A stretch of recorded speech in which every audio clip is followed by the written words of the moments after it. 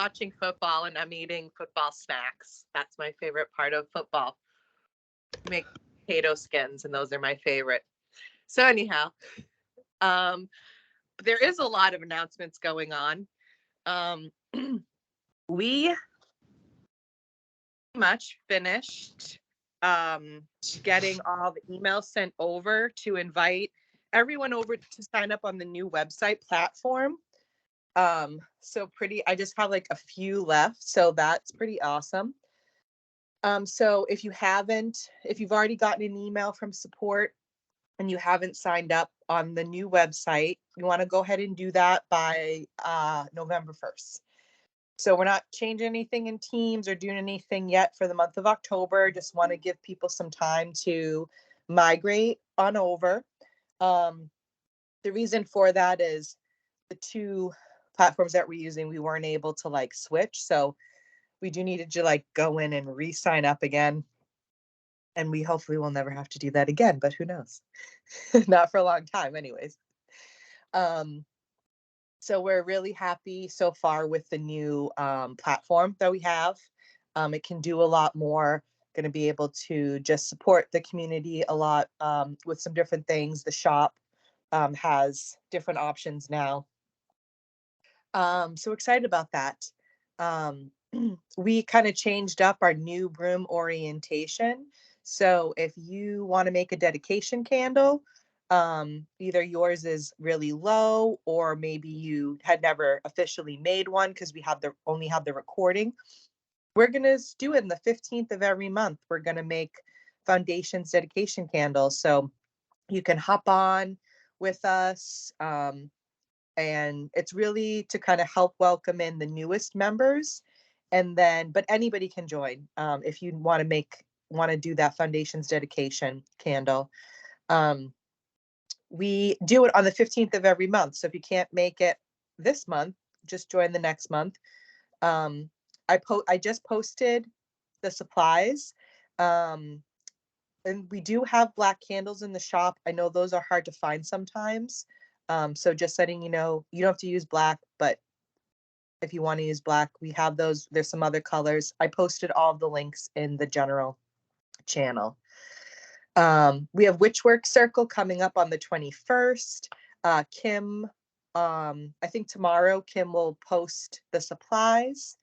Um, of course, if anyone is interested and hasn't yet, we also had to reset our broom boxes and spellcraft kits. I know a bunch of y'all have already signed up for that on the new platform, but if you haven't, you can just pop on over to the website and resubscribe. The broom box will get you all your spellcraft supplies for the month with some additional amazing goodies. And your spellcraft kit will get you the basics of your supplies every month right to your door. So no foraging or shopping necessary, but forage and shop if you would like to. It is totally up to you. Yeah, and the biggest thing is the workbook has been launched. It's launched. So we're super pumped. Oh, look at that rainbow. Woo. We're super pumped about the workbook. So just a little bit about that, and then I will stop talking. The workbook comes in 3 parts for the month. So you get one at the beginning of the month, right around the 10th of the month, and then the end of the month, and that completes your month. So it's gonna support you along the way for the whole month, going through the journal prompt and the spellcraft, but more. We've got more stuff in there that's worked in. So you can print that. Right now we're looking on how do we could make it, maybe make it fillable. So we're always trying to think about how we can enhance it, make it easy for everybody. But yeah, so that is launched. So every month you'll get 3 parts to each workbook. Please let us know if you do have any feedback. We love feedback of any kind. It helps us, really helps us just do all of the things. So if you have any feedback, you can email support@brightanddark.org, or you can just go to the website and there's like a contact us thingy. That's all. Back to you, Jen Marie. Ta-da! The other thing with the broom boxes and the spellcraft kits now with the new platform is we get to do flat rate shipping. And that's a big deal. The shipping was really expensive through the other like website platform that we were using. And so that was like a big feedback was like, I can't do the shipping. It's too expensive. And so we by going to this new like platform, it lets us do that. Um, I'm trying to think of the other. And the big special wonderful thing about the workbook is that it is designed and set up now to where because of the added meditations, the added practical application exercises, and the added closure rituals that we have at the end of the month in the workbook, it makes it into a long form spell structure. So you're doing a magical working for the whole month. It gives you that beginning and end that we didn't have really before. So it takes it to deeper places, basically. Um, I can't wait to hear from you guys and to get feedback as to like what your experience is with this. The other thing about it is that it's considered a living spell, meaning the more witches that actually participate in it and give feedback, the more powerful it becomes and the better it becomes, right? Because we're all adding a little bit of ourselves to that. It's the difference between control-based magic and connection-based magic, right? Is that we are expansive and we learn and we grow together and learn and we grow from each other. All that being said, how are we doing, guys? Did you miss us last week when we were hiding in the woods? It was great. Um, I think this was the best convergence we've had yet. Being right next to a river like we did this time was everything. Like it was so great. Um, and when we have experiences like this, now we've set the bar. We've set the bar, huh, Wit? Wit is our event witch at the resource center, and so she's probably, I suspect she's already brainstorming about the spring convergence because that's how her Oh, brain yes. works. I have all sorts of ideas.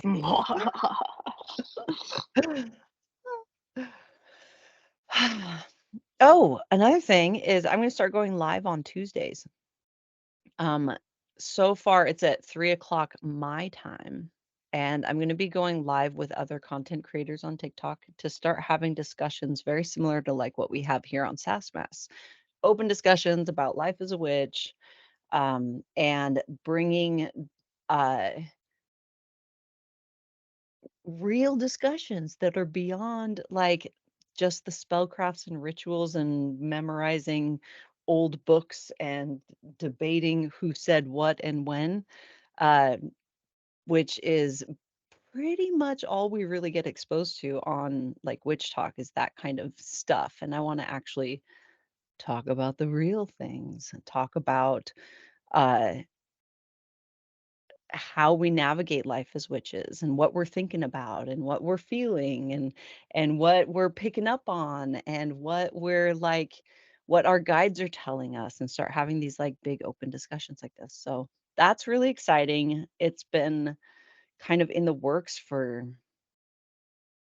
Julie and I have been talking about going live for over a year now. We've been talking about doing a podcast together. This is Julie Storm, and I, and so we're actually going to start taking. And Julie's going to be going live with me on this Tuesday. I'm not committing her to any other like every Tuesday, but at least this Tuesday she's going to be there with me, and we'll see. It's completely unscripted. We'll see how it goes, and I'm excited. Jen Marie, is this on TikTok? Going live on Mhm. TikTok? Yeah, this is gonna be on TikTok. There was some talk back and forth about whether or not to do it on like Facebook too, because our Facebook page has a really big following. But I haven't gone live on Facebook before, So I'm dipping my toes into TikTok because I've done that before. And then we'll see. There are apps, I guess, that you can go live on all of your platforms at the same time. But I'm not that tech savvy quite yet. But we'll get there. So, how has how have y'all been? What have you been thinking about? Does anyone have anything burning you want to talk about? How is your world?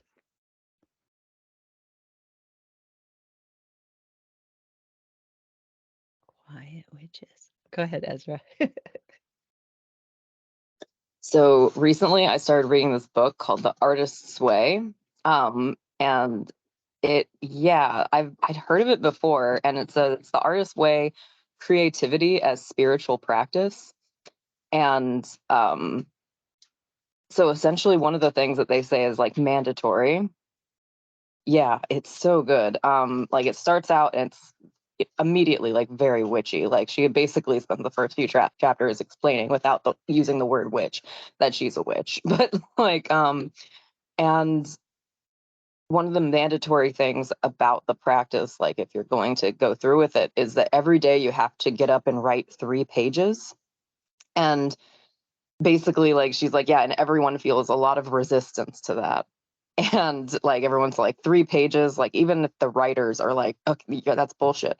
But and she says that the reason that we write morning pages is to get to the other side. And like kind of jokingly, but it reminded me of like the analogy that we've used here before of when we meditate and we haven't meditated for a while. We have to let like the water run in order for it to run clear. And there's like this whole faucet, analogy that we use a lot when we talk about like we're connected to source and everything. And so for the last 2 weeks, I've been getting up every single morning and doing morning pages. And I like am having like crazy amounts of ideas. And also for the last 2 weeks, I've had um like congestion issues like I have like that I've never had before. And I realized yesterday that I'm like draining a blockage, like literally like my artist block like has been draining. And it's already like the reason I started reading this book is because I was already trying to unblock it.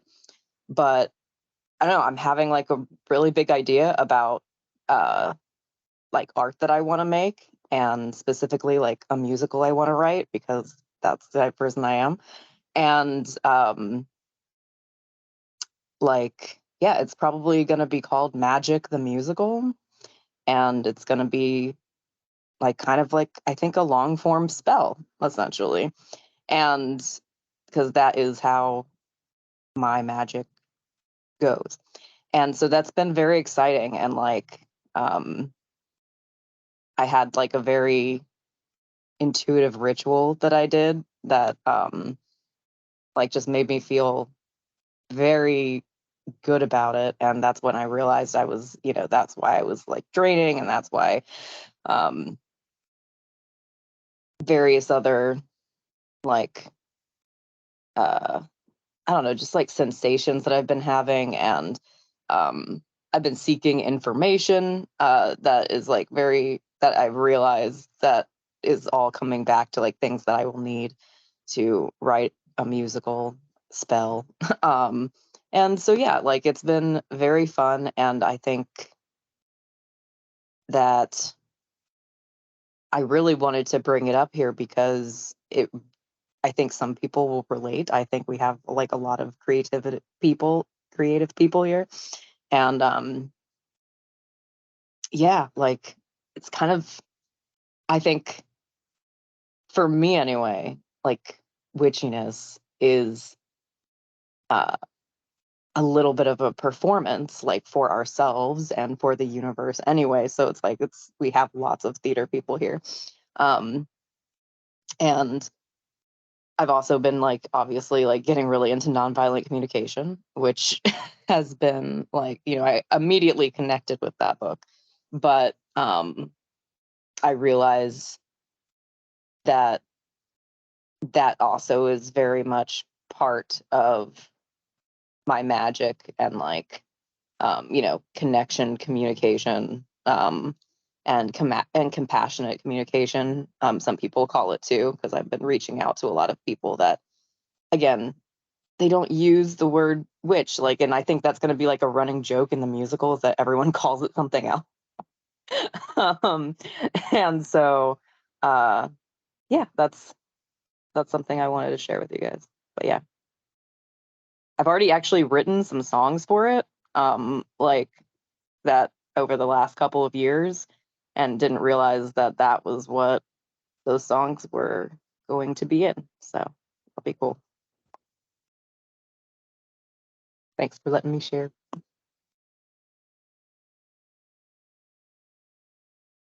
Oh, hello.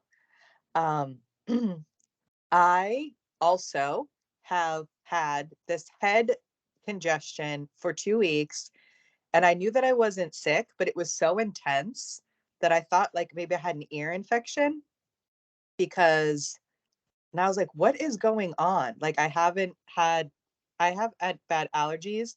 I have allergies. My allergies haven't been this bad in years. And I didn't know what was going on. So just thought it was interesting that you experienced that. Um, I just wanted to say that when you're casting the musical, that I'm available and I will just start practicing for just like whenever. I'll just have the roll down. That's all. Totally. You got it. I figured that, I'll definitely like enlist in people here who want to, be a part of it, just because we always talk about musicals here, and like it's always a big thing. But yeah, and a lot of the stuff that I learned here is going to obviously like make its way into songs. And yeah, I wanted like a way that like could teach people about magic in a way that was like relatable to both adults like and kids actually. Because I think, obviously we have a lot of like fear mongering about what magic is, considering, the power over forces that people tend to worship in our society. So yeah, it's really interesting to me like how much things are coming together, like my mom talks about how I was singing the I Love You song from Barney when I was 4 months old. Like I couldn't say the words, obviously, but like I was singing the tune to it.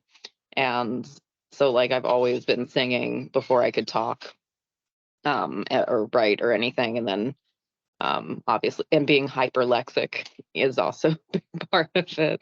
Like I was a huge like reader and writer, and then artist and stuff by the time when I was very young. So it's like pulling it all together in uh, something that I love, which is musical theater, and making it a performance, because often you will use um, music analogies to explain how I see the universe, and like everything is being vibrations, like we're all like different strings in it, making like a big orchestra. And so it was really cool like how clearly I saw the musical like in my head when it like came over the last like couple days.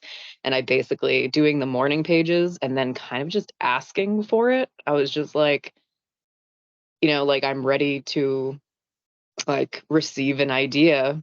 And because I've been writing every day, uh it was like the universe is like, okay, sounds like you actually are willing to act on it. And so they gave me an idea that I think is really cool. So you'll hear more about that as we go. Yes, keep me posted. This is like the most exciting thing I've heard in 5 years. I don't know. I'm very excited about it. Me too.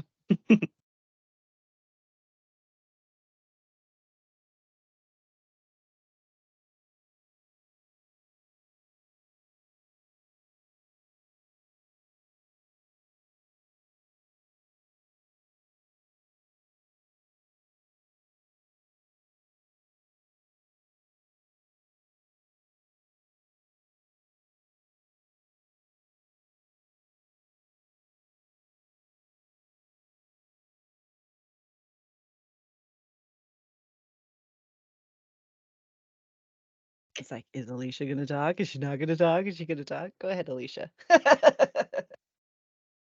Sorry, I was hitting my buttons the wrong way the first time. I just want to say that's so exciting. I love musicals, I love songs, and I just oh yeah. I just wanted to throw that in there and just go, yay! I can't wait. That's awesome. Thank you. Yeah, like I don't know if anyone has anything specific they want to talk about. I like would love to like hear what people what being a witch is to them, and like if they identify with that word, and like or if they're like mystic or magician or anything like that. So I love hearing why people call themselves whatever, like why they identify, how they identify, because like it's all over the place in the witchcraft community. I just, felt like putting those 2 cents in. Go ahead, Ben.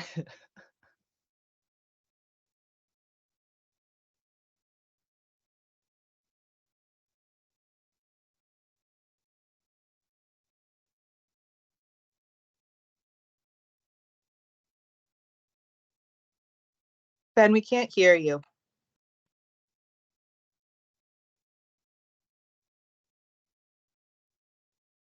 We love you, but we cannot hear you at this moment.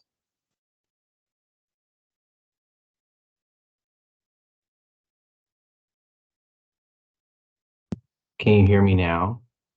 Cool. So this doesn't necessarily have to do with how I identify as a witch, although the only reason I do identify as a witch is out of simplicity. Um, but it does have something to do with a topic that I think you should touch on, which is the othering, the feeling of being othered or inherently wrong. I've been talking about it a lot with my mom, who is like, super religious and things, but like trying to make her understand that like the feeling of othering is what led me to feel as a witch, to look to witchcraft, because like the othering started when I was a kid. I'm the only one who's thin in my family. I'm the only one who has red hair and freckles. I'm the only one who's effeminate. I'm the only one who's gay. I'm the only, I could literally list for like ever. And so like it started as the little things, and then progressively it turns into the larger things where like now I'm the only one who identifies as a witch pretty openly. I'm the only one who's going down this journey very obviously. I'm the only, you know what I mean? So, like trying to get her to understand that, like, I guess Christianity is inherently that, right? Is like a system of othering others to make yourself feel more included and validated, I suppose. I don't know. These are just me linking words together and assumptions, but um, yeah, I definitely think that that is something you should touch on, is like that othering. And I think it should be a subtle way. It shouldn't be obvious. It should be those small things that make people feel othered, so that it is up front on a stage, so people see it and are like can then identify as, oh, they felt othered in that way, just totally. Yeah, thank you. I definitely like got when I had the idea some wicked vibes, obviously, like but and how they like they make her green to make it like obvious, but I definitely want to do something that is like a like I don't want to say subtle exactly because musicals are not extremely subtle. No, but like, like just not so but like up front, right, right? yeah, it's Like the not going to be the main subtext. theme, but I want it to be like an underlying current for sure because it is in most of our lives. Like we always feel othered, and that's why like being queer feels so witchy to me. Anyway, thank you, Ben.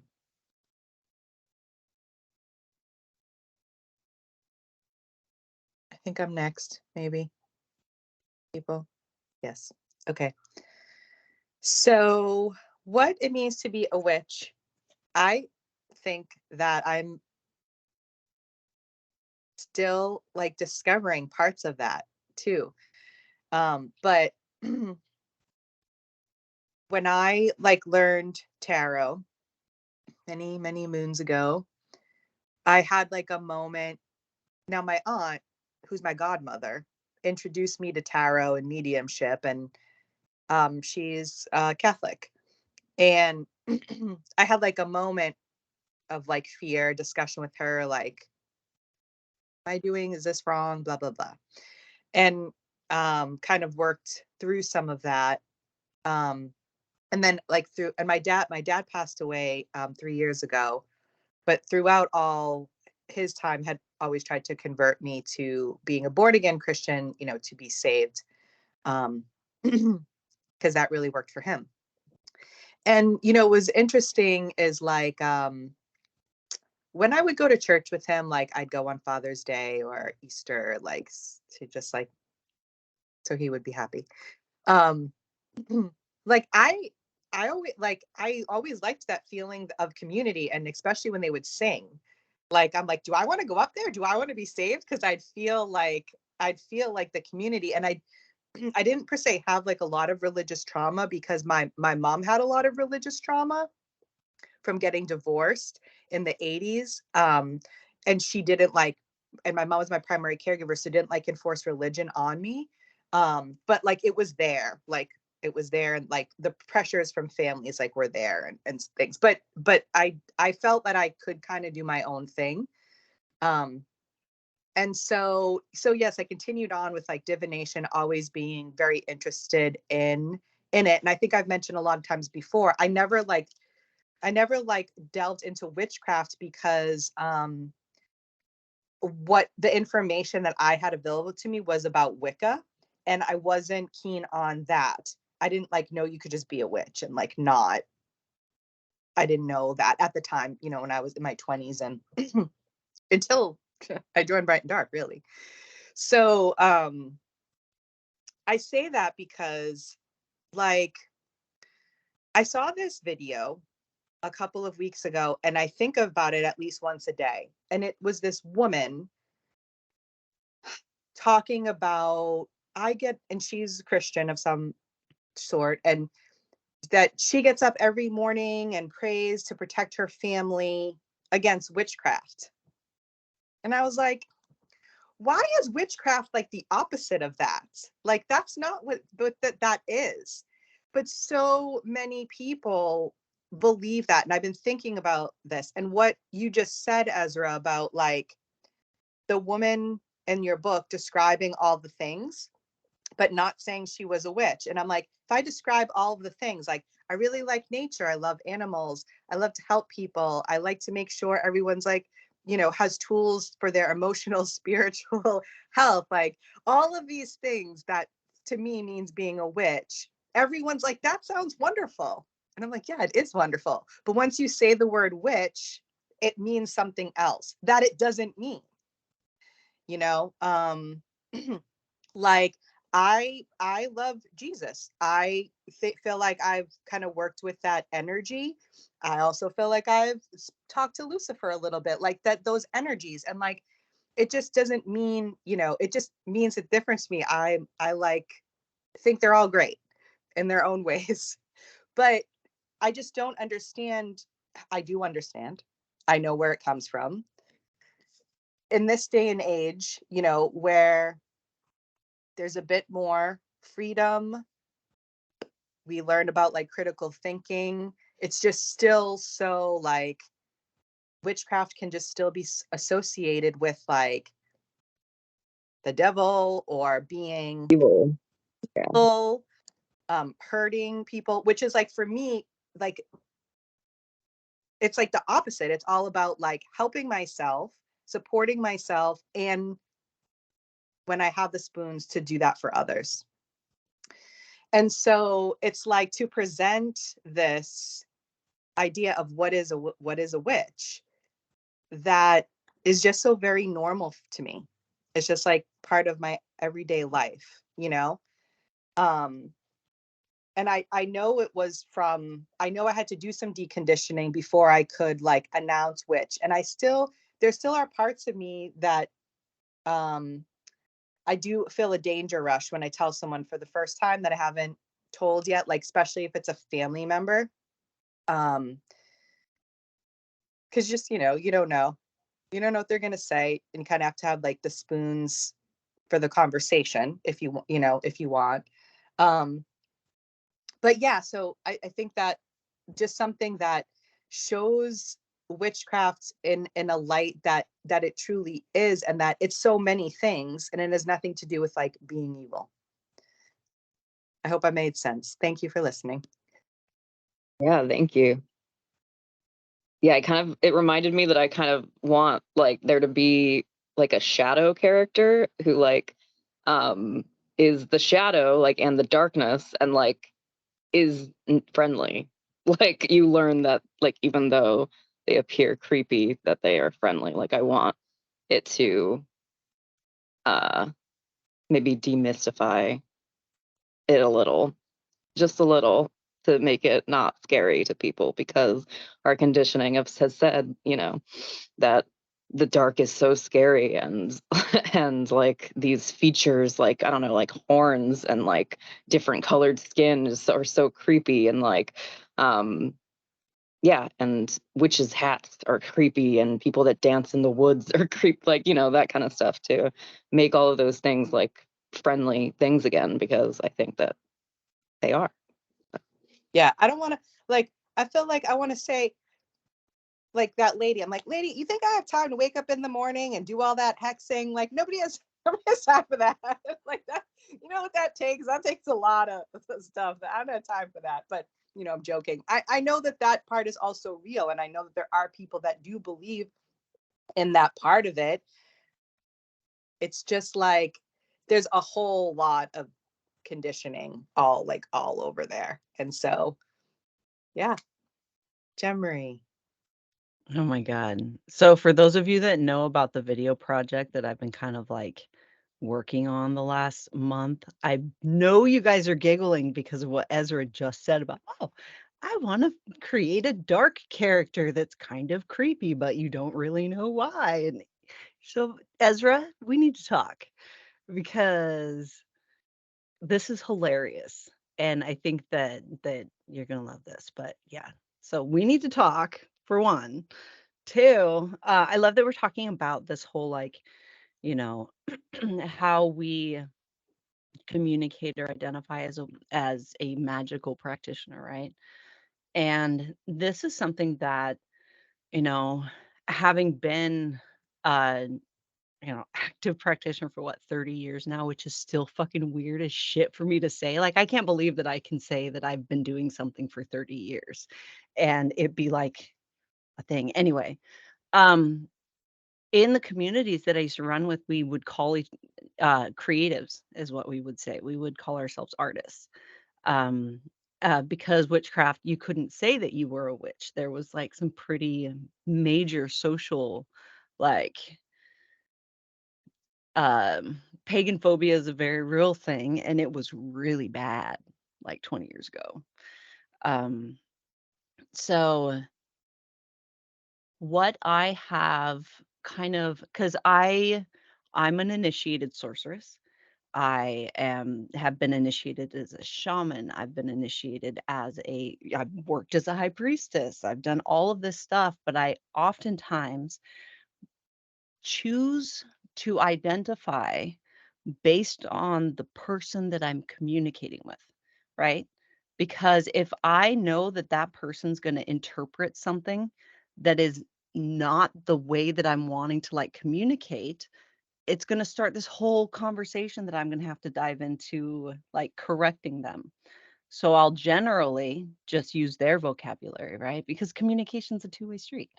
And for me, like how I identify like across the board, and this is with like gender and everything, is that I'm indifferent personally. Like I don't care what people call me or how they reference me or whatever. But if they ask me, I communicate in their words as much as possible because I want them to understand.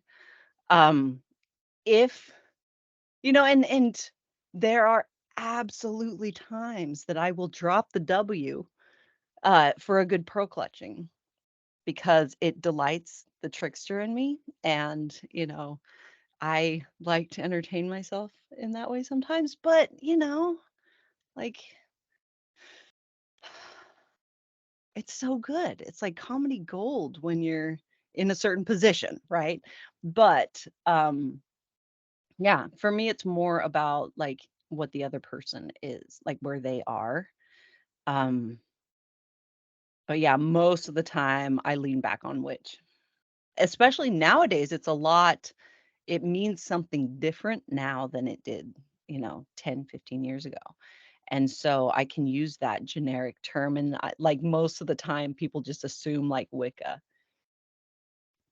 and things like that. But yeah, I think that's it. But oh my God, Ezra, yeah, we need to talk. So go ahead, Maria.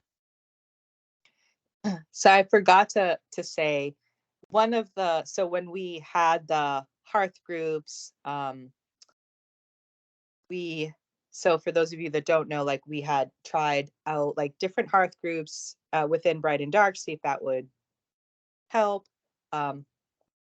Just people feel more comfortable in smaller groups. Anyways, so I had chosen the name Lunetta Mystics. So the mystics part was like very kind of intentional because it was more of like to me, it's like a broader term of anyone engaging in like any type of magical practice. So, and at times, like even here, Bright and Dark, when I had like several aha moments about doing shadow work and went through like all sorts of emotions about it because I was like so happy and so mad it took me till now and everything in between, right? Deconstructing and processing all those emotions.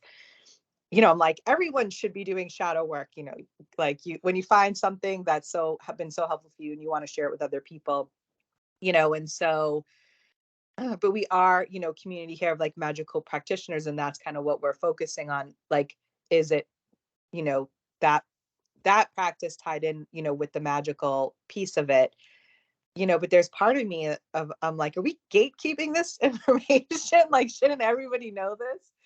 Like I want to sit around the dining room table with like a couple witches, some fairies, a hobbit, like I want all of the magical practitioners. Like there's just so much I love about learning about different types of magical practitioners, like that wonder in the world, that mystery in the world, which I really think is like the core of our being,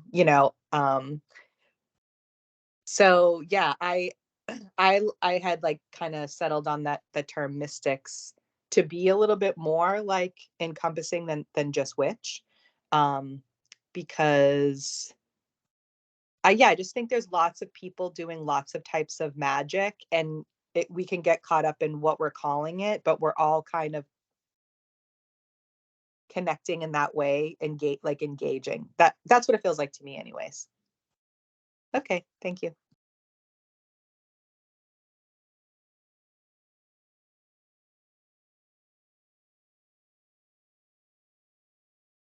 Everything you guys have said so far is like really lining up with the like images I had in my head. Like even while you guys were talking, I kind of had like an image of like a dance where like you would at one point you would be like the person in all black being the shadow would be like behind the other person, and like they everywhere they looked they wouldn't be able to find like where it was, and sometimes it'd be on the floor depending on like the direction of the light, I guess. And then at some point they actually start to dance like with each other as like a an integrating your shadow type of thing. So that's really cool. And see, does anybody else want to, I don't want to like change the subject too much, but I love that we can all get together and just start like working out a musical with you, Ezra. okay, good. Let's get together and I was SASS. like, Let's if work on someone had jumped choreography. in if someone had jumped in and just and wanted to talk about something else, that's totally fine, but I'm super into it. I love it. me too. So I'll just say one thing because it popped in. I had, when you started talking about the musical, I had this image of like some sort of mystic talking, but their voices doubled with a child's voice, like representing like the inner child. So like it's like two voices, like their whatever adult voice and then their child's voice. But it was more of like teaching people that like you can be your own protector now. You can be the protector of your child self if you didn't have that. Yeah, anyways, that popped in. I wanted to tell, in case you want to put it in there, you have my permission. Thank I you. love that. Thank you. I think Ben is next. I just wanted to say that the whole othering and like all of that like religious trauma stuff.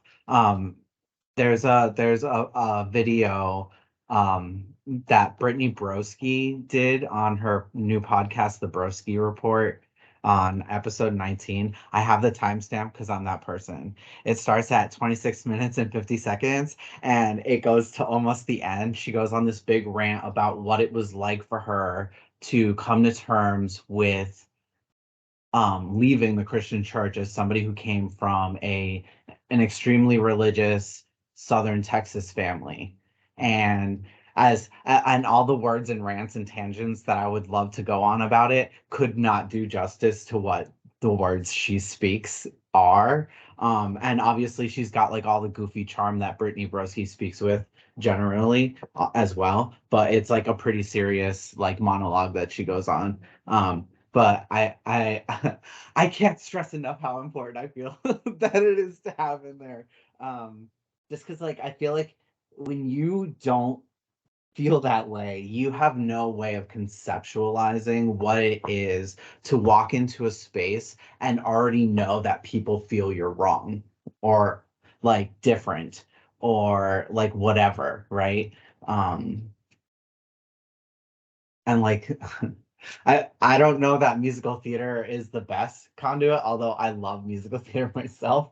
Um, I feel like it has the best chance to try and teach that message, you know what I mean? So yeah, definitely. I don't know.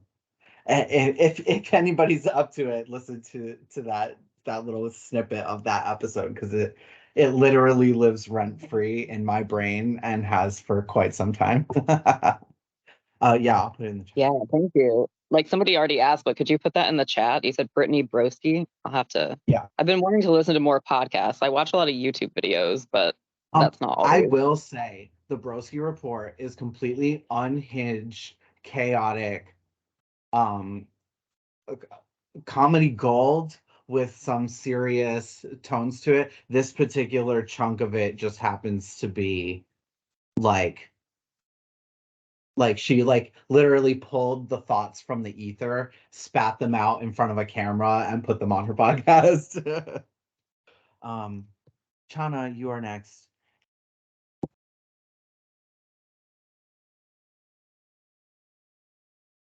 I couldn't remember what buttons I was pushing. So I had a funny story I thought you guys might appreciate. So my youngest daughter has a friend who ended up coming to live with us for this year and finished out her senior year of high school. But she had apparently told her mother, her very fundamentalist Christian Texas mother, that I was a witch. And so anyway, so like probably last year. Anyway, so her mom, when she came to bring Lexi here back to Utah to drop her off to us, having never met us, she, towards the end of her, like she's only here for like 2 days, but towards the end, we were sitting at the table and she goes, so I don't know if Lexi's told you like what she told me about you. And I'm going, oh, hell. Anyway, she's like, well, it took me a long time to like get in contact with you to, you know, see if she could stay with you because she told me you were a witch. I'm like, oh, did she? She's like, yeah. And I'm like, so like hexes and stuff? She's like, no. She's like, more like makes a lot of tea. She makes a lot of herbal tea. And her mom's like, oh, she's an herbalist. And I'm like, yes, let's go with that. But I just thought it was really funny because she kept kind of prodding a little bit and I kind of tap danced around. I don't really like to lie to people, but I knew it was a deal breaker and I knew that this kid needed to be here. And so I was like, I'm just gonna smooth this out because she has some serious misconceptions. And so we're gonna, you know, just kind of avoid the topic a little bit. But I just thought it was really interesting. Like just her perception, her immediate perception was, oh, like hexes and curses. And no, they're more like herbal tea. And but I think that's part of why I embrace the term witch so easily, is because it's kind of like as women taking back the term bitch, and taking like basically declawing it, taking that, you know, taking the sting out of it, that if we claim it back, then it's ours. Plus, kind of like you, Jen Marie, I have a little bit of that trickster thing where I just have to needle people. And so that's a fun way for me to just watch the shock on their faces and try to see them like try to process the information a little bit. But anyway, that was kind of, I just thought it was kind of a funny story that like her mom was like so afraid of getting in contact with us because of that. But anyway, that was it. That was kind of my story for the day. I don't see any other. Oh, Amy B. You're up next. Can you hear me? Awesome. So I had so many thoughts throughout this whole process of this conversation. I'm not very good at this thing. First off, my thought is I struggle all the way around with labels. Like people are people, the end. Like I see life as one big giant book and every person in it is a character. And to the side quest about the whole musical, I have journals upon journals of characters, if you will, of various people I have met throughout my life, door to door Girl Scout, selling Girl Scout cookies, and teachers and people that I have created based off of many people I've met. So if you need a character, I'm your girl. I've got it. But I struggle with labels like boy, girl, witch, shaman, dinosaur, unicorn, whatever. You're a person. End of story. That's all I got. Ta-da.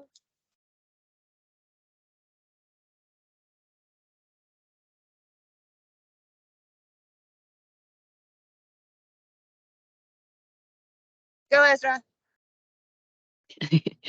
Yeah, thank you. I also struggle with labels. That's why like I ended up you know, I originally came out as trans, but I knew that wasn't like the whole story, and I would tell people, trans, non-binary, and then I was just like, no, gender fluid like feels really, really good.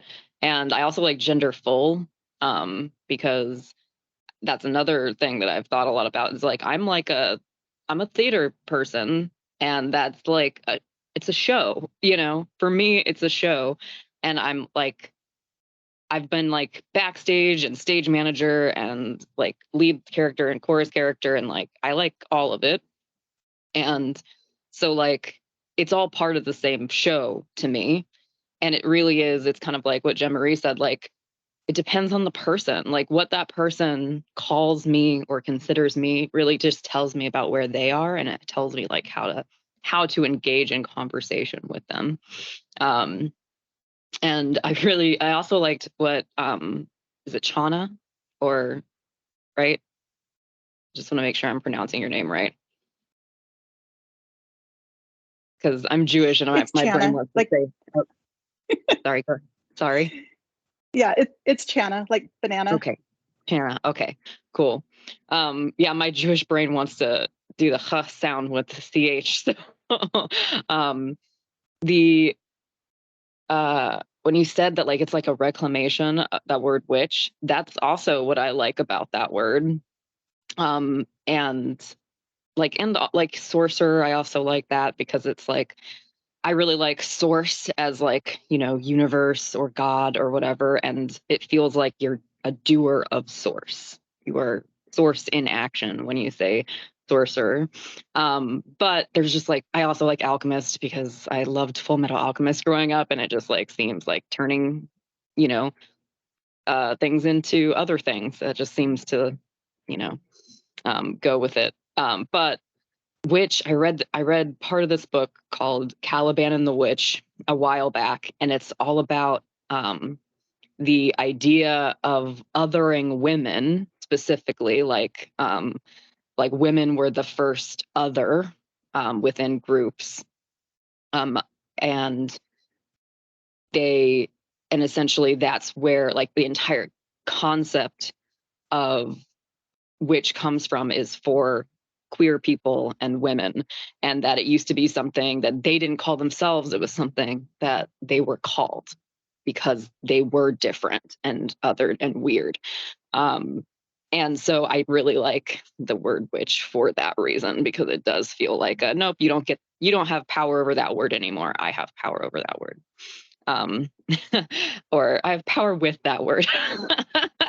Me and the word have equal power. But yeah, so I really like all of those. I like mystic too, I like druid. I like when I first like I got shaman at some point, when I first, before I realized all the magic stuff, I was like, oh, I want to be a shaman. What does that even mean? Like, I didn't even know any of the um like connotations or anything behind, or even really what it was, other than like I had a vague idea that it was a connection between the spiritual world and the physical world, and that was it. But yeah. Amy, did you have something else that you wanted to say? Yeah, it reminded me of a funny story when you were talking about your going through whether you identify as trans or gender fluid, etc., all that.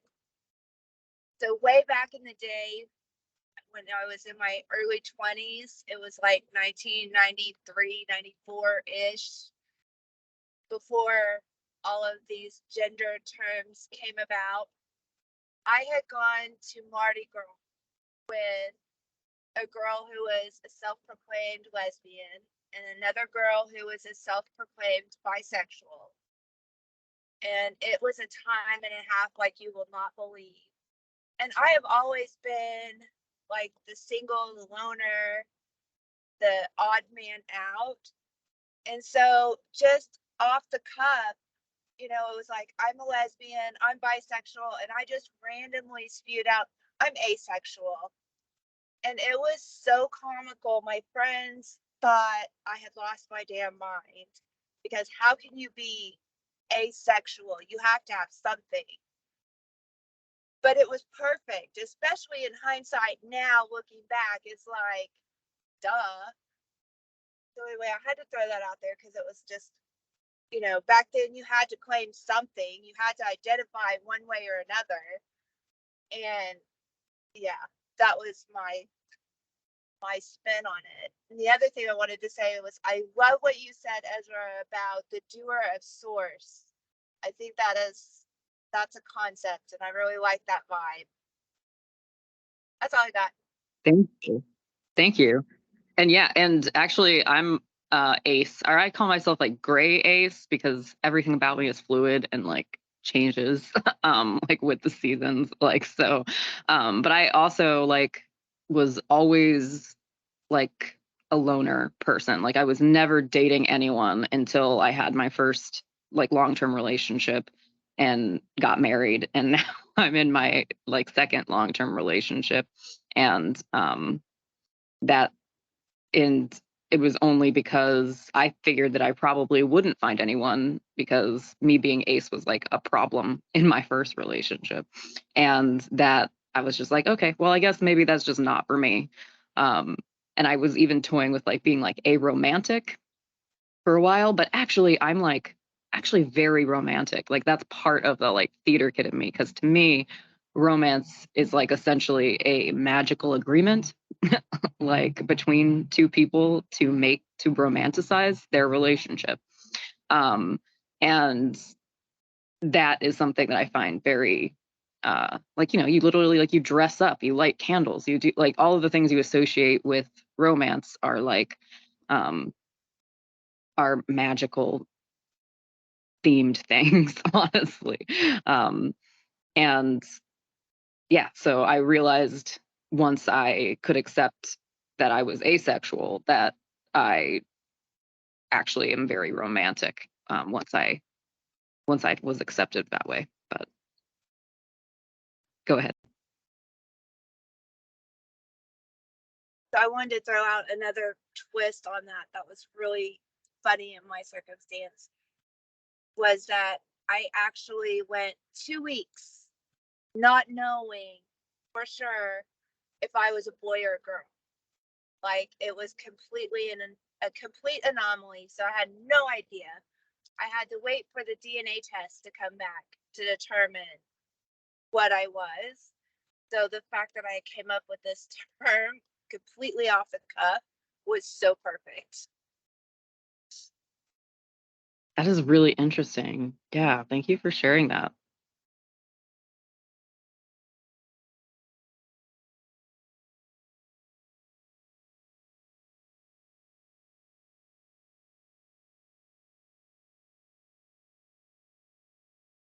I love how a group of witches talking about witchcraft just so naturally flows into things like gender identity and sexuality and all of this kind of stuff, because it is so like it's all the same.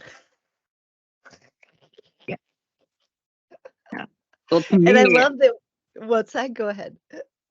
yeah, no, I just was gonna say that to me, like gender, it even comes from the same word as genre. And so it's just like, what genre do you want to be? And like if you're like a, bibliophile, like then you're probably not going to only read one genre. So like that for me, that's like I love comedy and like cute things, and I love horror like so much. Like I feel like I actually grew up feeling bad about loving horror, because like my mom hates it and like so many of my friends hated it, and like I would feel bad because I'm like I enjoy the scary stuff, and and but I love like all of it. And so for me gender is just like being. That's just like how you be. Like that's it. And I tend to be such a fucking rebel about everything. Like I swear to God, I feel bad for my parents sometimes. But like, and I hate to be put in boxes. Like anytime someone tries to like force any kind of role or expectation on me. Like I know that that's a part of my like PDA profile, but like gender is the same thing. Is like I used to be a lot more like, no, I'm sacred gendered, or no, I'm like this, or no, I'm like this. But now it's like I've just gotten to that point where I realize that, that there's that like, don't force me to agree to your ideas of how gender is determined, or what a man is supposed to act like, and what a woman is supposed to act like, and what attributes are associated with what gender. Like I've pushed back on that in the magical community, like so hard. That was my like where I got my reputation in the magical community, was how hard I pushed about uh their use of gendered magic in open, public, like all traditions welcome kinds of magical workings. And yeah, I feel super strongly about it. I love that we're talking about this. Go ahead, Maria. Yeah, I think about this one like a lot. Um, and again, it's like I feel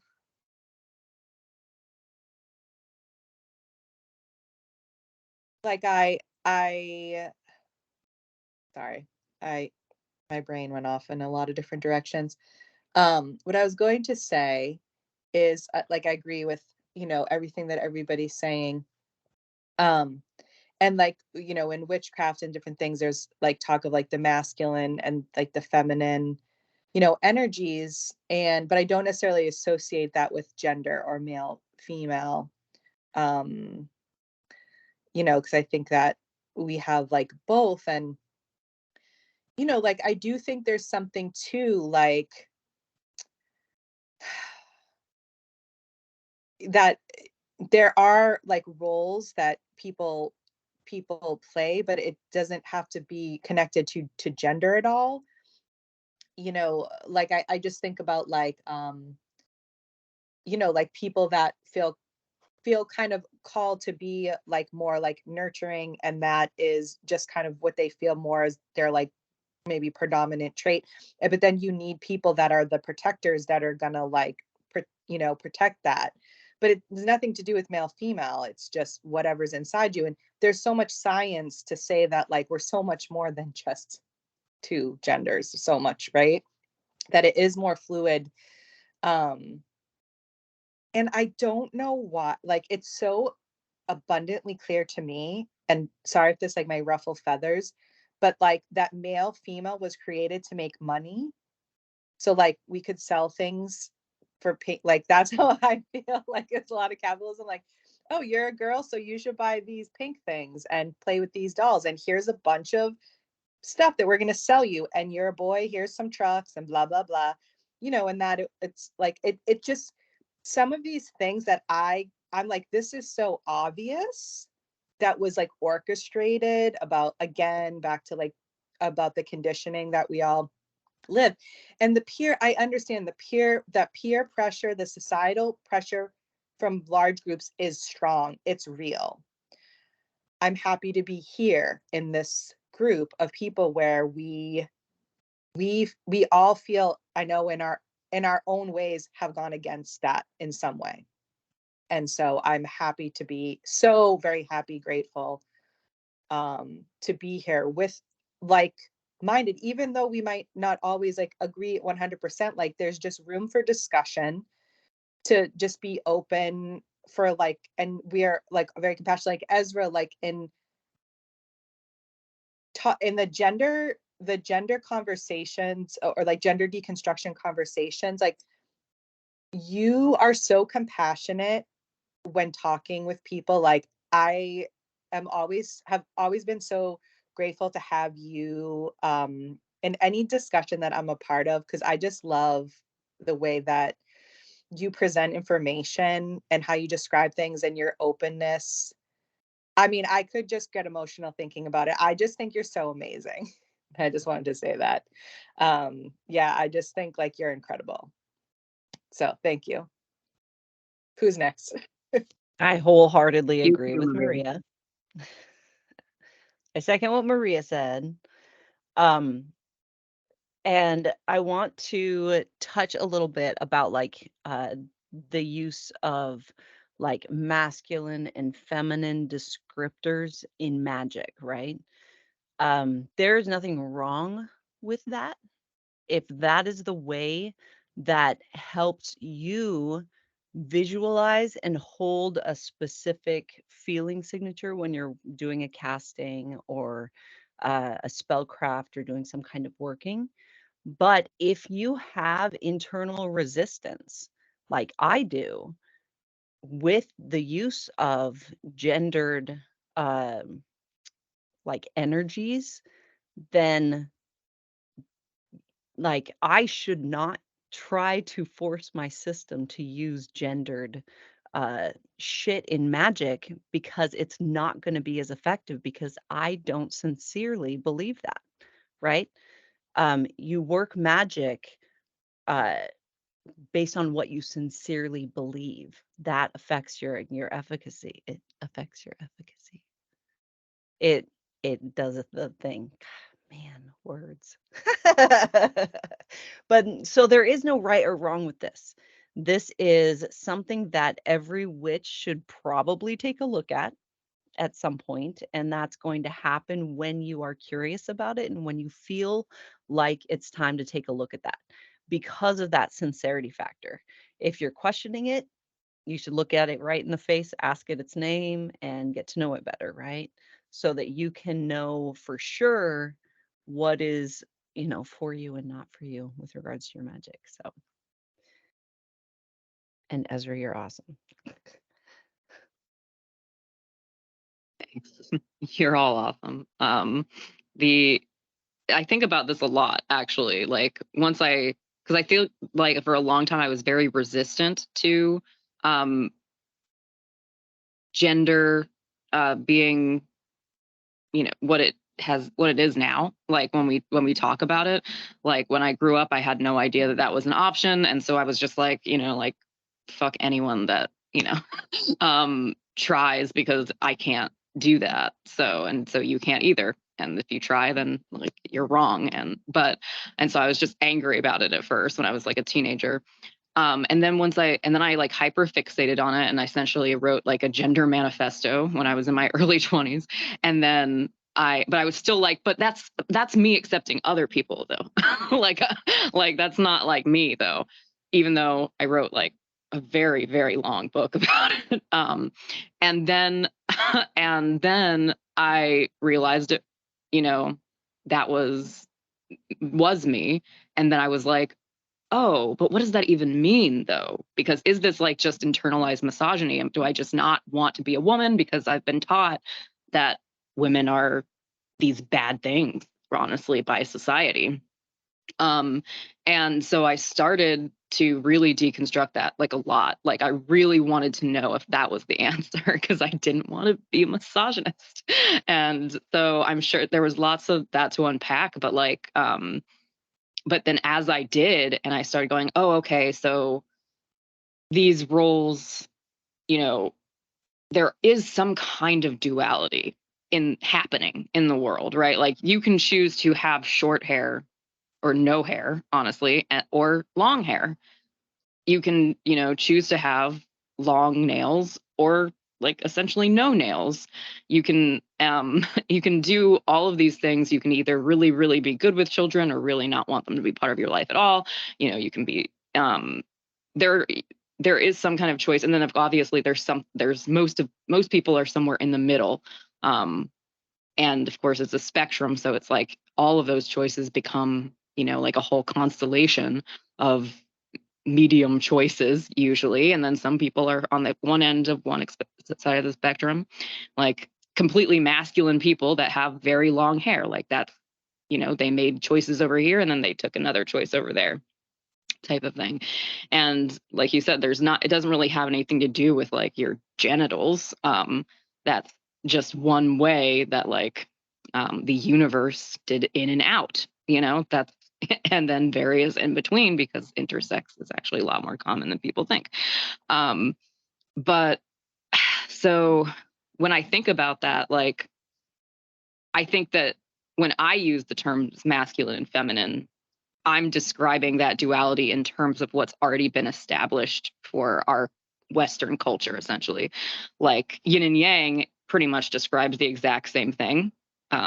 Like it, in some cases, it may seem like a little bit less gendered, but I'm not sure if that's just because I'm looking at it from a Western perspective, and therefore it seems a little bit less gendered, because I don't have the full context of how I would if I was in Eastern culture. But yeah, so that was a long tangent, but I think about it a lot because I want to understand like what that duality is, and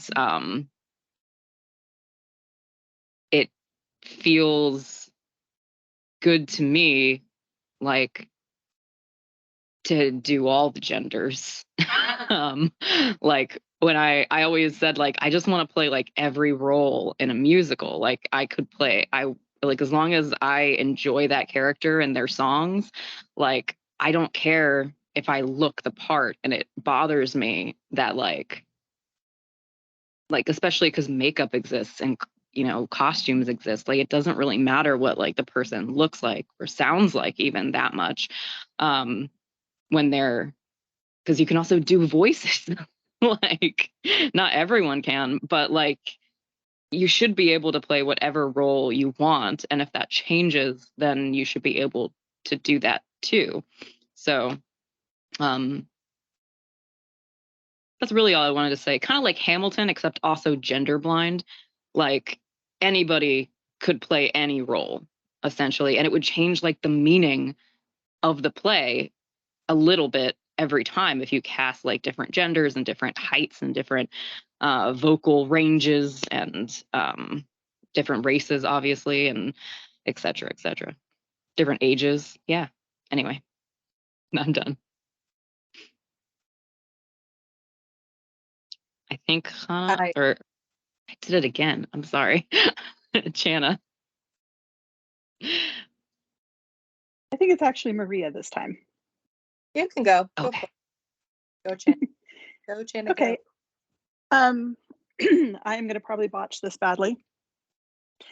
My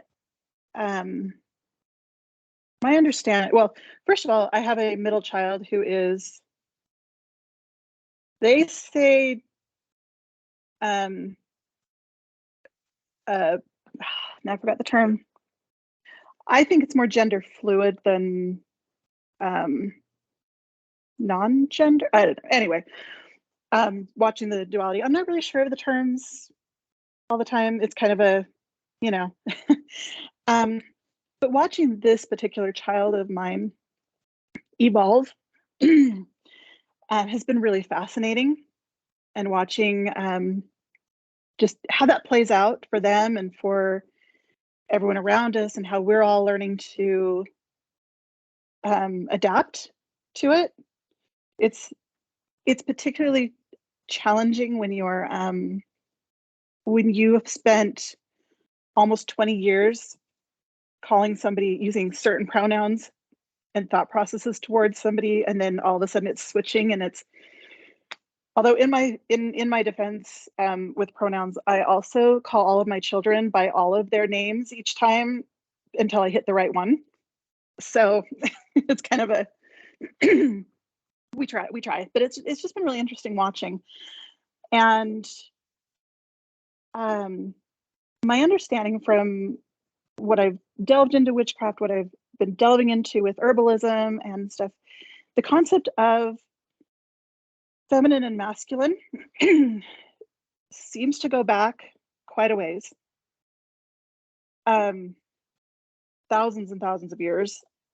But it's interesting that in the past, it was in the far past, it was always more of a concept of qualities associated with that. Like feminine energy was more softer, more chaotic, more nurturing, darker. Moon energy masculine energy, the solar, like I know we've all gone through the whole gamut of those energies. I think it's, in the history of humanity, it's a fairly new concept of gender roles that are assigned to that and based on biology, I guess. And because we all we all have both. We have both energies, and it's really a matter of how those energies play together, the ratios that we innately have and also choose to engage in. And it's just been really, like I said, just really interesting watching, because when I was younger, I was a teenager in the 90s, and so this was not even a conversation until really, really recently. But for me personally, with my magic, I choose to embrace the more feminine energy, the chaos, the nurturing, the healing, the dark goddess energy, the goddesses just in general, because I grew up in a culture and a family that was so misogynistic that it goes back to, like, using the word witch. It is me just flat out reclaiming that side of me that was always put down, had to be repressed, wasn't acknowledged, or wasn't valued. And so bringing that, so I tend to focus into that energy a lot more for that reason, not because that's the right way or the only way. And I think maybe we all kind of do that, what we bring into our magic is maybe what we're, or something we have to look at is, are we reclaiming that? Are we, like, why are we choosing that particular energy at that time? And I'll probably balance out again at some point, but I am deeply into my religious deconstruction and political deconstruction. And so I am just a pendulum swing to the other side, raging feminist, liberal, not even eat the rich, burn the freaking rich era. Like, I love my husband. He is, like, literally the only man I like right at this moment. So, like, you know what I mean? And it's because he's not, like, he's not the alpha male type. He's anyway, but yeah, he's the only one I like. And so I think I think it's an evolution. I think eventually it'll swing around, but I just wonder how much of it we do, how much of our magic is deconstruction, how much of it's resolving our trauma, how much of it's related to our shadow work. I don't know. This seems like a good topic for Maria to take over. There's, like, this quote that literally just popped into my head, and I posted it before, and it says, like, part of this, like, experience is undoing everything that's been done to become, like, who you are meant to be, or authentically. And I paraphrased, but I often have, like, these thoughts of, like, both my families have businesses, and so I just say that because there was pressure to have a career in a certain thing, and with gender and with occupation and with various things, like, I always just sometimes sit and think, like, if we were just born and allowed to explore what we were truly drawn to, and, like, what would we be, and, like, that world, like, what would we be if there were no boxes, if we just had the freedom to explore everything. And I love that. Like, I'm a hummingbird. I like to flit in all of the things. I like to know a little bit about everything, right?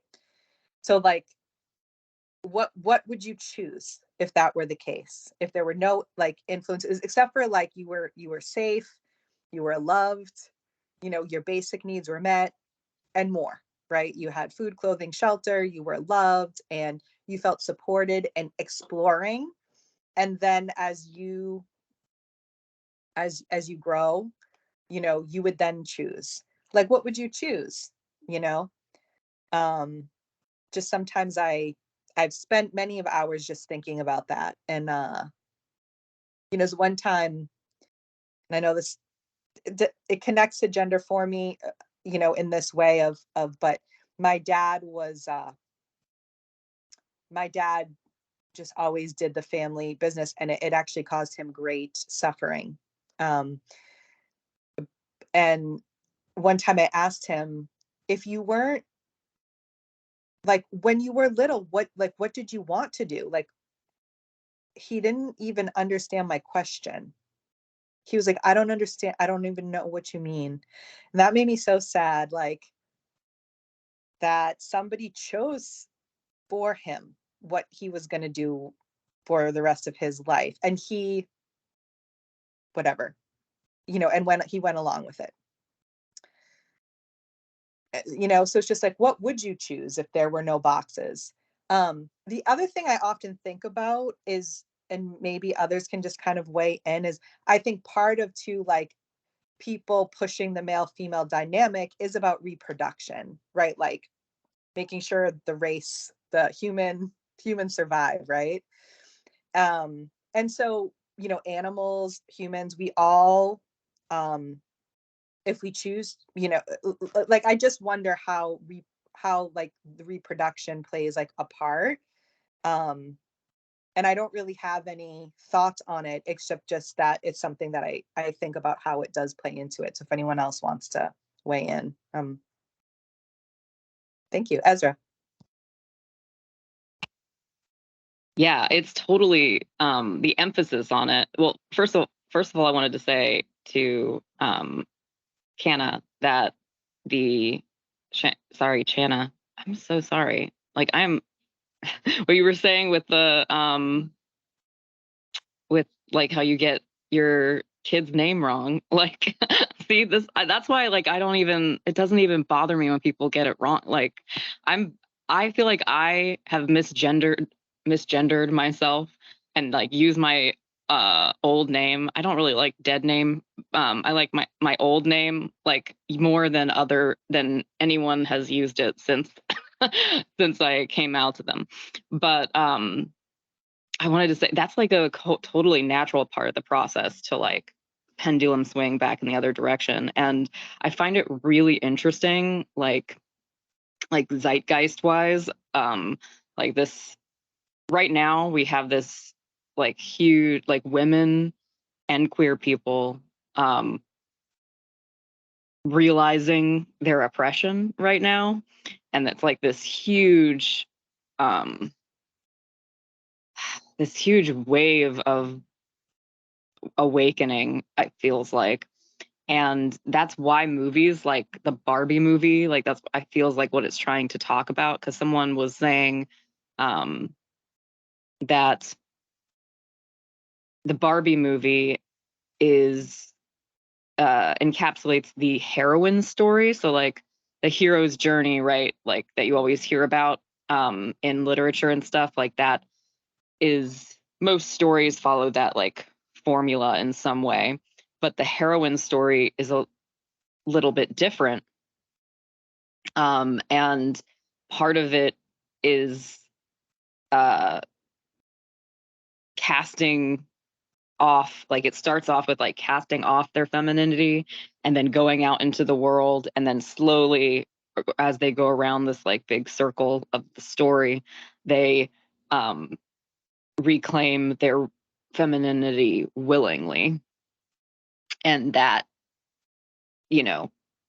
sends them into like a new cycle once they have completed themselves. Like everything is a spiral. We talk about that a lot, but like, and so there's like this circular motion. Like that's why you keep on repeating the same issues that you have, but at different levels. But and it made me think when Maria was saying that the emphasis on male female is about reproduction, and that's like I remember very vividly, and I think about this a lot when people were talking, like there was people were talking about why toy stores are separated into like blue and pink, you know, like why that dichotomy happened.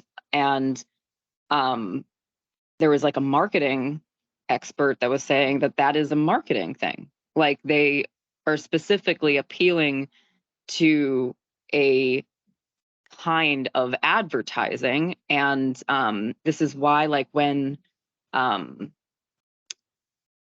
certain TV shows that are geared toward boys, if they do more popular with girls, they cancel that TV show because essentially, and then vice versa a lot of the time. Because this happened with like Teen Titans. It also happened with My Little Pony because it started doing well with boys. And then My Little Pony got picked up.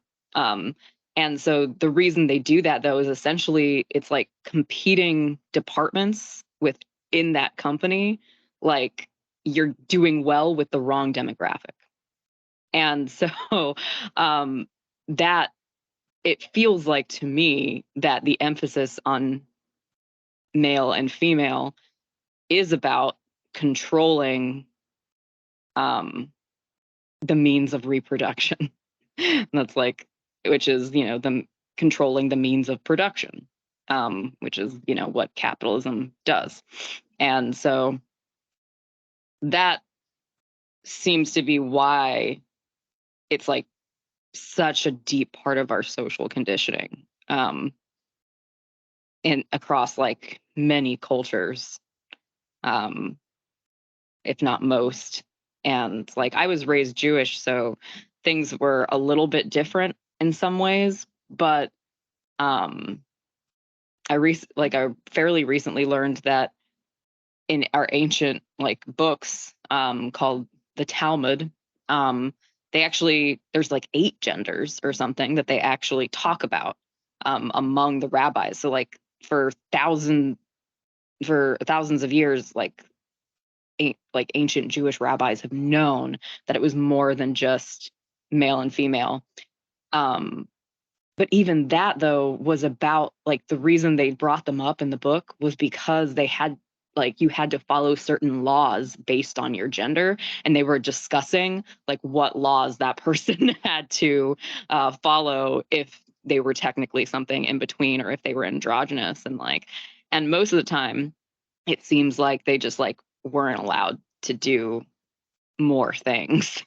So it just was kind of a way of saying like, okay, well, if you're not allowed to get in the holy water at all, and you're not allowed to come to this service because you're neither male nor female, but you're also like not allowed to hang out with the kids because you're not really female, and like that kind of thing. So it just seemed like still, even though they admitted that intersex existed, it was still about how do you control people when they don't fit into one of the 2 categories that we've decided are easy to control.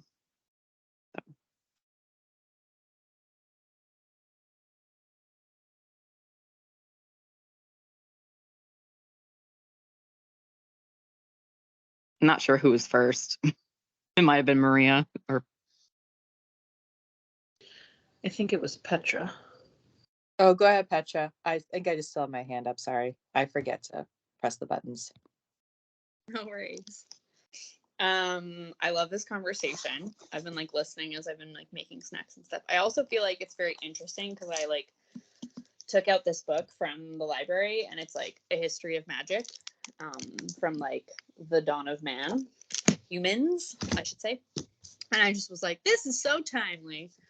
And I love how stuff like that lines up, and is like the synchronicities of that. I'm like, anyway.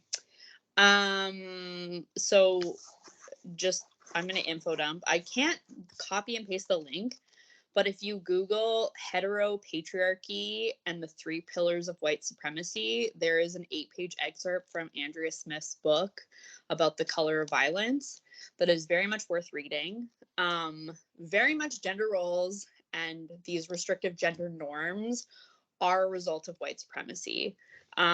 We see this throughout history that as society becomes more capitalist and more hierarchical and more structured and more exploitative, which is wild to think about. But if you think about serfs in the like feudal ages, like in the medieval times, they had 120 days off a year. Like we literally work more than serfs. People who were like owned by lords and ladies had more time off than we do as human beings in this like, you know, in under capitalism. And that's also like something that I always really find very interesting is like learning about like white feminism and how it like kind of actually fucked over women. It was like, hey, you can work, but also you still have to do everything you did in the home. So like now you have 2 jobs. Have fun. Like yes for financial freedom, yes for all of these things, but like that racism has led to a lot of, you know, the goalposts or the attain, like, you know, the goal to be like, I want to have the power of a white man versus like I want freedom for everybody. As I'm not a white feminist, I'm white and I am a feminist, but I am an intersectional feminist, and I think that that's important. I also feel like that's important in magic, is like the intersections of our identities, and so I love the conversation about gender. With that piece, I just wanted to add that like I really loved what I think it was Ezra. So many people were making so many good points, and I was I was ADDing around my house, so I'm like, I might get it wrong. If I do, please correct me in the chat. Is that about like the kind of almost more like the duality of the energies, but not that they're really like these are for men and these are for women. And I like to think about it because when I first encountered the words like masculine and feminine energy, it was like much later, like it was on TikTok, really, on Spiritual Talk. And I was like, these sound like left brain qualities for the masculine and right brain qualities for the feminine. So like, you know, our left brain does more like analytical tasks, logic, strategy, planning, those kinds of things. And our right brain does more like language, expression, emotion, like social processing stuff. And so I like that because it makes me be like, we all, like the majority of humans on the planet anyway, barring any like brain surgery or like genetic stuff or whatever else or trauma, have both of those hemispheres, right? Like we have both of those, and so we contain the duality of both of those in our bodies. And I like that perspective. That works for me as a scientist, and it also works for me as like the spectrum is a spectrum in the world, but also we contain both, like the entirety of the spectrum. And I think that like you know, even with light and dark, I really just, I don't like the one, because like the light dark thing is also very much rooted in racism, in terms of like darkness being bad.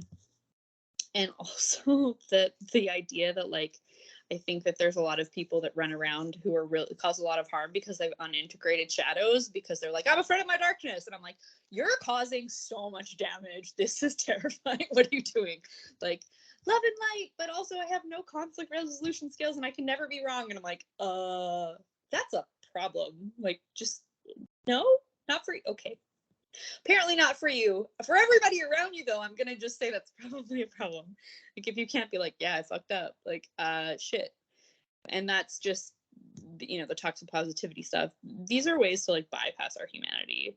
And I also see like strict gender roles as a way to dehumanize ourselves to ourselves and bypass our humanity, because it's like, I grew up in the most gender bendy household. Like my dad has 9 younger sisters. The man taught me how to like French braid my hair, how to cook, how to like, he's so maternal, like in the traditional sense, like the hugs and the kisses and the like, you know, when you're hurt, like that's who I went to. My mom was like kind of cold and dissociated. So but my mom grew up with 4 older brothers, so like she taught me about cars. She taught me also how to sew though, and like my dad taught me how to like fish. Like I think that I was very much confusion when I went to school, because I was like, what do you mean I have to like pink? I think it's hideous.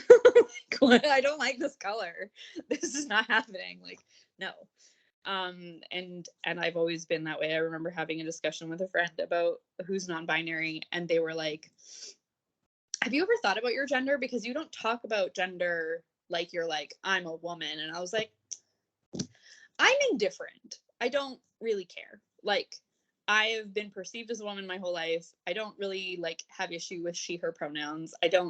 Nothing else feels comfortable. This is the thing I've lived in for my whole life.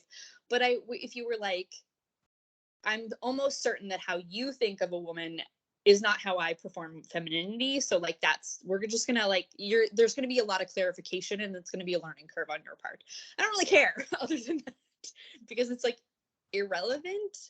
So I'm with you, Jen Marie, on that, where it's like how you perceive me is about you and not really about me. And like, I'm just gonna live my life and do my thing, and you get to make whatever assumptions about that you want. I don't know.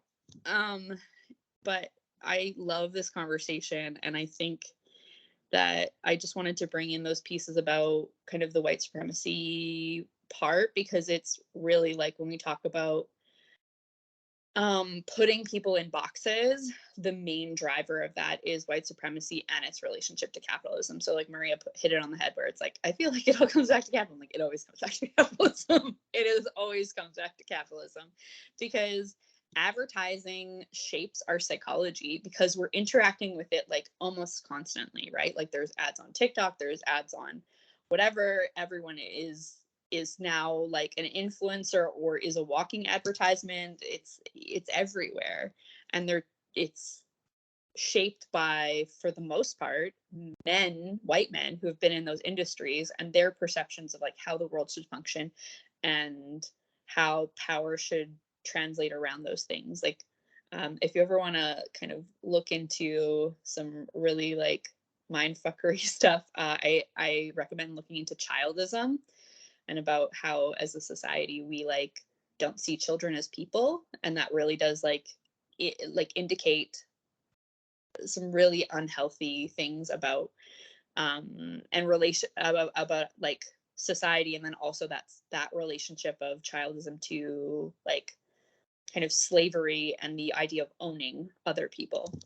I mean, I'm so certain some of us like, have heard these things, the like, brought you into this world, I can take you out of it, those kinds of like really messed up stuff, or like whatever things where parents think that you are property, instead of an autonomous human that they like decided to like make and don't really get to tell what to do. But yeah, I wanted to bring those things in. I love this conversation. I might not be able to check. My phone's been being weird. I think it's Chana is next, so I'm gonna hand it off.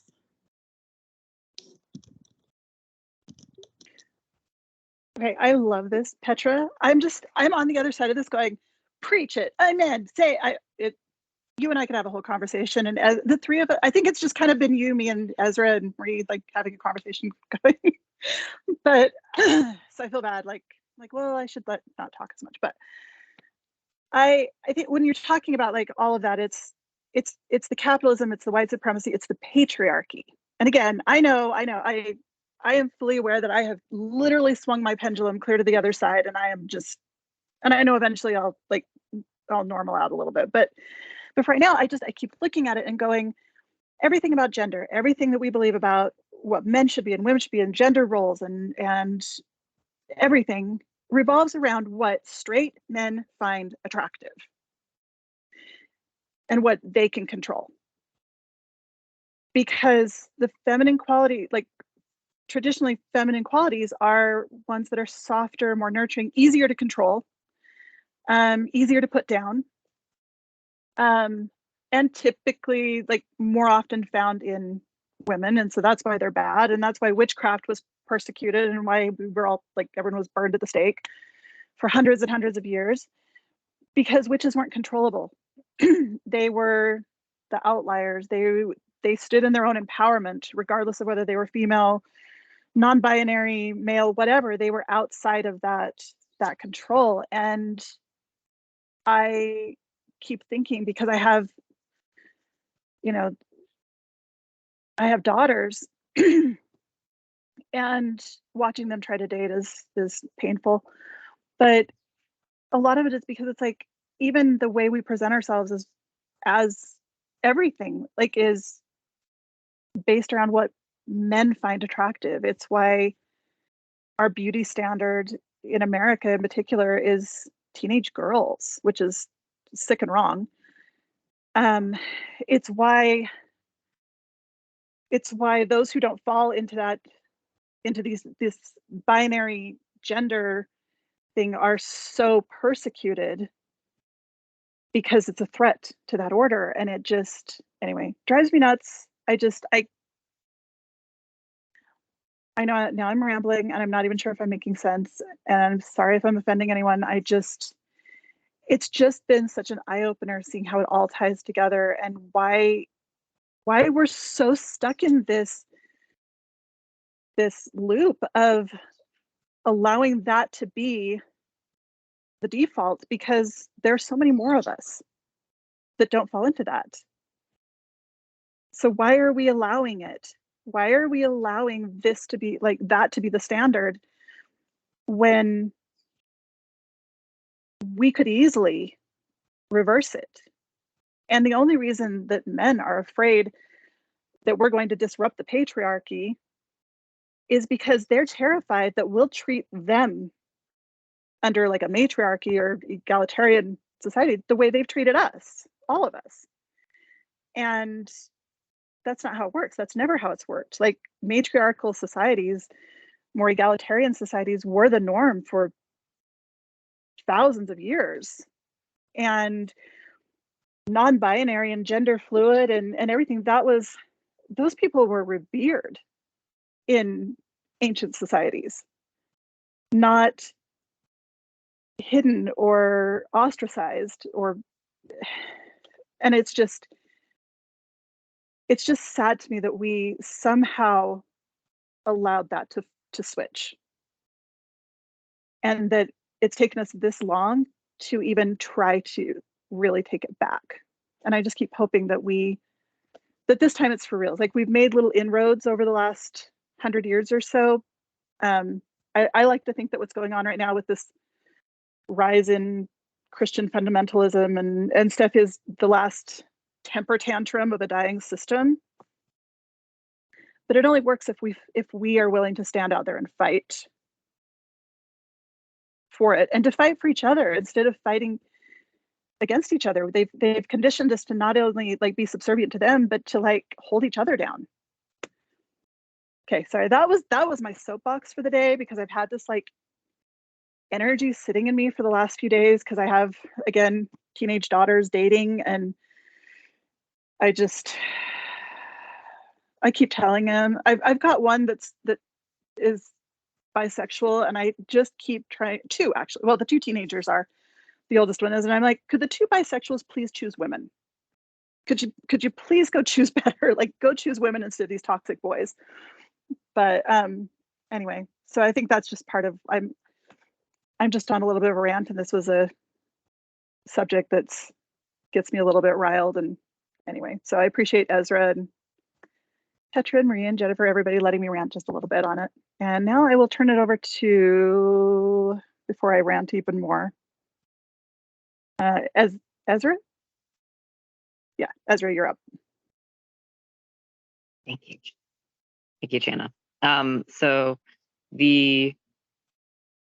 one of the things you said, like, really, like, I know, well, when we were talking about childism, and that's something that, like, I know a lot about. Like, not only was I a nanny for like, I don't know, 10 years, like most of my working was as a nanny, and my mom was a teacher. And I actually went to school with her when she was becoming a teacher. Like, I would just sit in the back of the class and draw. But yeah, so like I probably soaked up a lot of that too.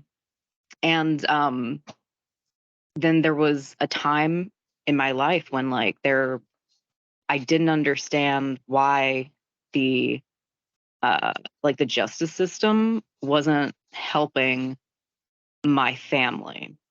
And I literally like found this like lady who works with this nonprofit in what is it, San Francisco. And she was she talked to me because she heard that I was like in distress. I was like, am I crazy? Like they're trying to like tell me that I'm crazy essentially, and my mom's crazy, and they're enforcing my brother's custody with my stepdad, who was an abuser. And so like I was like, how could this happen? And essentially she was like, well, children don't have a bill of rights. Legally, children are property of their parents. Like, and that's really where it all stems from, is that and that's like and that's the root of capitalism, really, is property, and treating people like property. And we do that to children, and then we infantilize femininity and women, and to make them easier to own. And like that is why we all have to heal our inner children, because we've all been treated that way. It reminded me a lot when you guys were talking, like, of the like journal prompt that we were just talking about yesterday, about how all of our we were never taught boundaries as children, and that's because we were property and we didn't know it, and our parents really didn't know it. Like, even my mom is such a kind and understanding woman, and I think one of the reasons I can be compassionate and that I want to be understanding with people is because I had her. Like, I knew that no matter what I did, my mom would love me, like, from a very young age. And I think most people did not have that sense. And um, like, I knew when I was gay, I knew when I was trans, I was just like, okay, that just got to break a new thing to mom, and she'll just and she'll get used to it, and that'll be fine.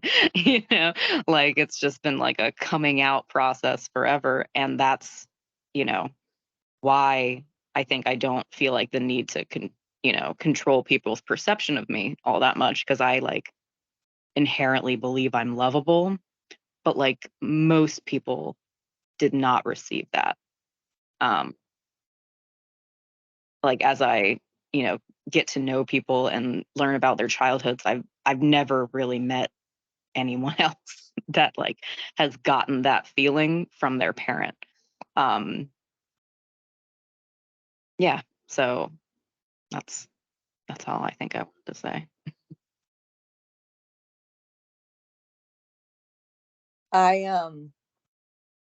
Yeah, I love this conversation.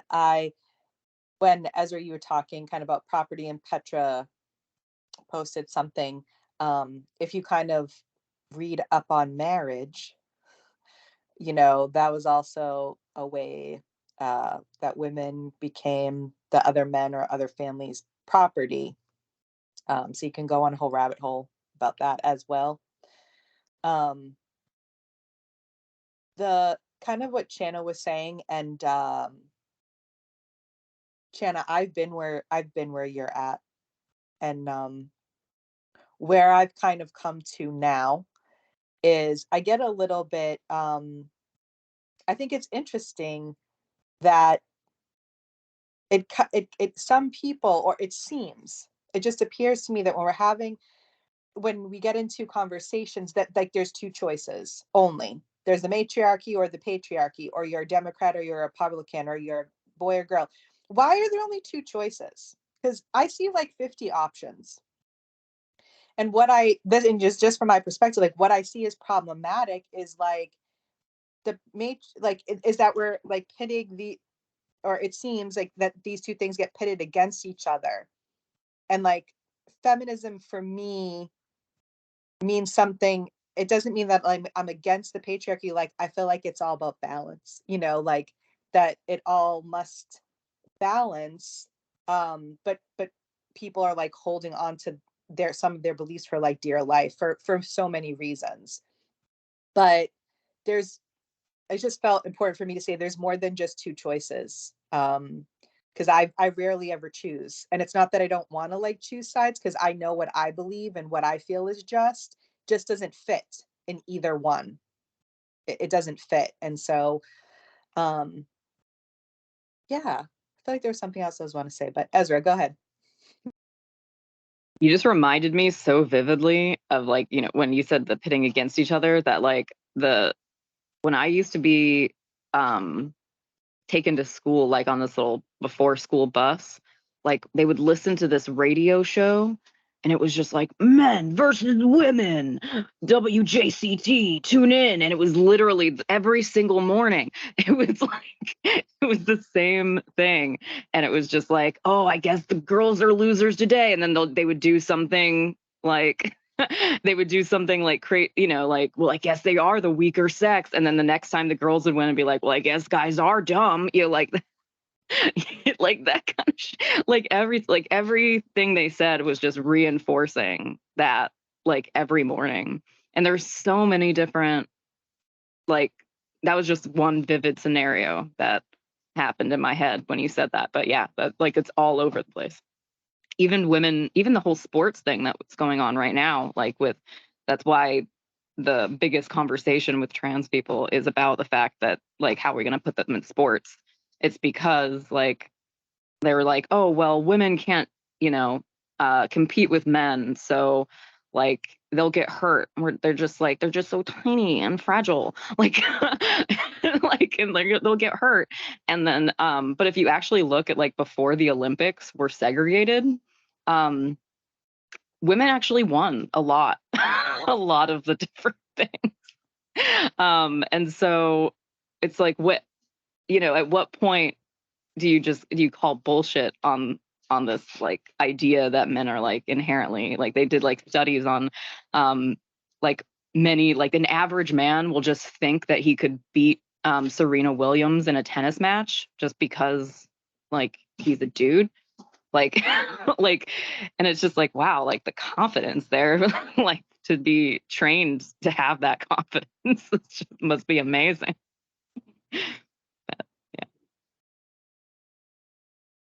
I remember the other thing I wanted to say, and I know we're about to wrap up, but the people that were accused of witchcraft, that were burned and hung and pressed and other things, actually, like, it wasn't all about witchcraft too. It was about people with mental disorders. Landowners.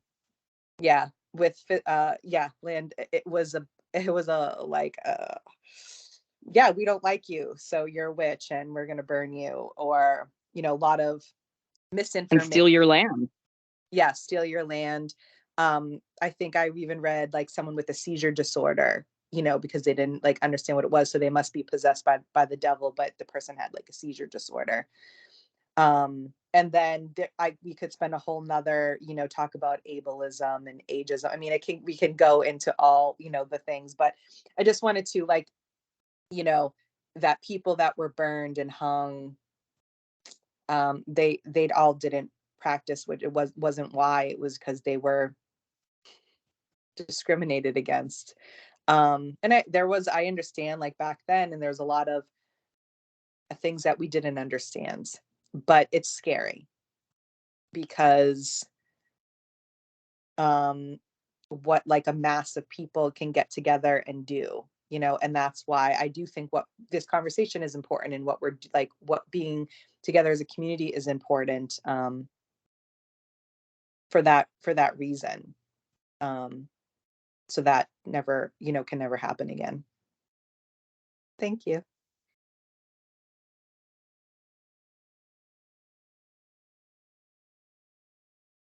What a great closing, Maria. Right?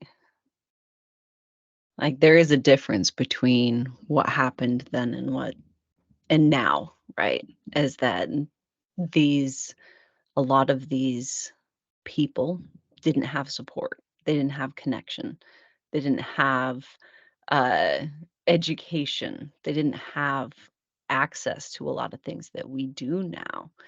And that's why it's so important for us to just start talking and start seeing the places that we connect so that we can start understanding ourselves and each other and start changing that narrative and telling our own story and giving another option, right? Um, so I love you guys. Thank you for another fabulous SASS. If you guys are interested in coming on Tuesday, Julie and I are just like fucking winging it, right? We're just going to go live and see what happens. And kind of go with that. So it's going to be at 3 p.m.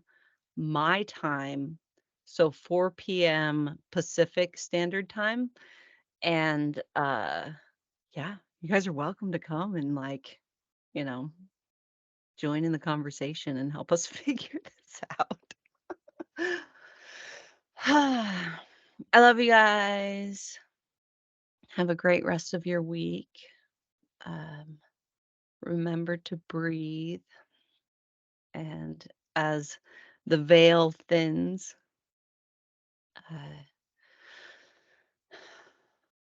know that I'm holding space for that experience for you. And it doesn't have to be scary. This inward turn is a powerful thing for all of us. And you will eventually look forward to it and find peace and solace like a warm winter blanket in the darkness. So that is my wish for you. I love you guys. May your practice be expansive and filled with many blessings, bright and dark. Mwah.